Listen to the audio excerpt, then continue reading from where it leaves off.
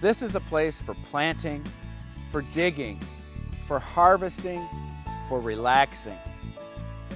It's a place to get your hands dirty, but most of all, it's about having fun. And that's what you'll always have when you're in the garden with Doug Oster. You want a green thumb too, don't you? We're on the road today at Phipps Conservatory and Botanical Gardens, one of my favorite places to learn from an expert how to make more plants by taking cuttings. Let's meet her. Well, one of the reasons that I love taking cuttings is I'm a cheapskate. I agree. What's the first plant we're going to work on? Well, this is a very common herb. It's called thyme. So a lot of home gardeners have this at home. And this is a very easy plant to take cuttings of. When you're doing this, what are we filling this up with to put the cutting in? Sure. Well, this is a propagation mix, which just means that it's a little bit lighter, but it holds a little bit more moisture.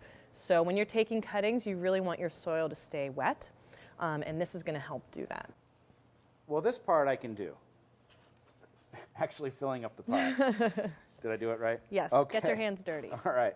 That's the fun part about gardening. Yes, yes. So how do you know where to cut?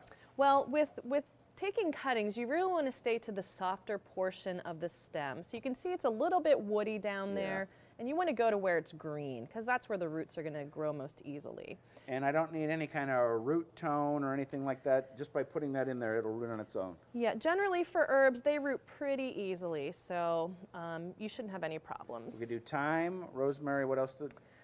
You can do some basil, and you can also do sages as well. And again, go towards the soft wood. Yes, Right. and oregano. Oregano is a great one to do. We all need more oregano, right? If We you have oregano in the garden. You always have friends, right? Yeah. So you're going to want to just take a cutting. And the most important thing when you take that cutting is to make sure that you give enough space that you can take the leaves off that lowest portion. That's called a node, where the leaves come out of the stem. And one of the important things also is to note whether or not your herb has gone to flower.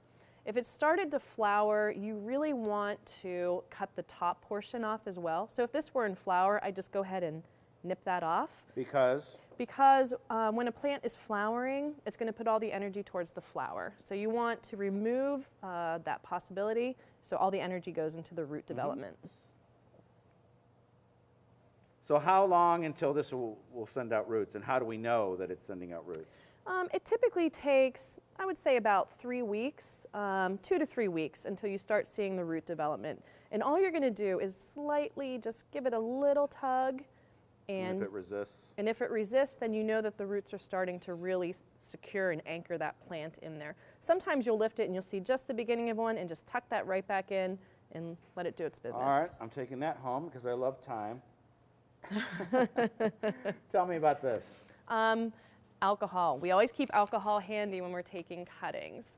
And one of the important things is if you're taking cuttings of different types of plants, you always want to keep your equipment very clean because you don't know what you might be transmitting from one plant to the next.